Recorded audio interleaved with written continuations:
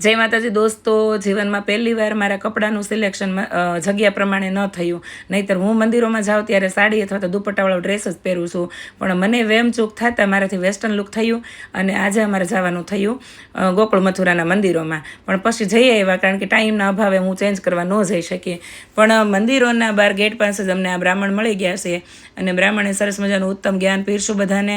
અને બ્રાહ્મણ દાદાએ ઘણું બધું અમને એમની પાસેથી શીખવા મળ્યું. તો બહાર જ અમને ત્યાંના રૂલ્સ, ત્યાં મથુરામાં શું શું છે એ બધું અમને જાણવા મળી ગયું એમની પાસેથી.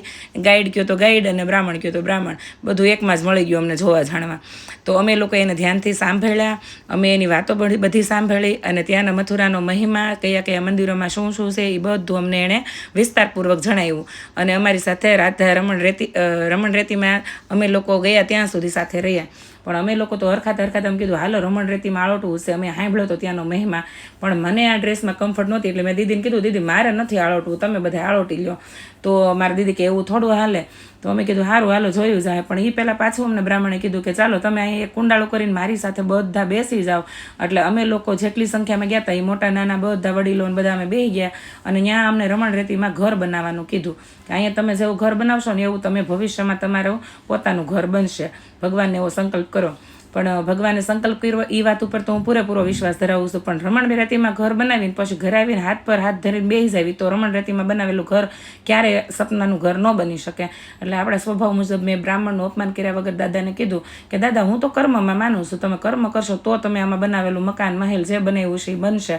નહીંતર અહીંયા ઝૂંપડી બનાવી છે ને તોય નહીં બને, કારણ કે રળ્યા વગર થોડું કાંઈ મળે. તો બ્રાહ્મણ કે એ વાત એ સાચી. પણ પછી પાછા હરખાત અમે બધા વે ગયા રમણ રેતીમાં આળોટવા. પણ મને કમ્ફર્ટેબલ ન લાગ્યું આ વેસ્ટર્ન ડ્રેસમાં. તો મેં મારા જીજાજીને આળોટતા જોયા. મેં ઓહો આ ફાંદામાં એ આવા લાગે છે વહરા, તો હું કેવી લાગે. એટલે મેં કીધું મારે આળોટવું નથી. પણ મારા જીજાજી આવી ગયા જીદ ઉપર. તો દીદીને જીજુ કે નહીં આળોટવું તો પડશે જ. તો બે જણા ઊભા થઈને મને પરાણે હોરાવી. મને કે આલી કે 3-4 ગથોલિયા તો મારવા જ પડશે. તો મેં કીધું સારું હાલો, માન મહત્વ આપી અને રાધા રમણ રેતીમાં મેં 3-4 ગલોથિયા મારી જ લીધા. અને પછી અહીંયા અમે બધા રાસ રહીમાં, કારણ કે અમારી સાથે ગ્રુપમાં આવેલી અહીંયા કંઈ મ્યુઝિકની કોઈ વ્યવસ્થા નહોતી, પણ અમારા ગ્રુપમાં આવેલી વડીલ મહિલાઓએ ગીત ગાયા ભગવાન શ્રી કૃષ્ણના રાસ. અને અમે લોકોએ હારે ઝીલા અને અમે લોકો અહીંયા રાસ રહીમાં પછી બહુ બધી ફરફદુડી ફેર્યા અને બહુ મસ્તી કરી. પણ આ ગોકુળ, મથુરા, વૃંદાવન આ બધી જગ્યાઓ એટલી બધી સુંદર અને સારી છે.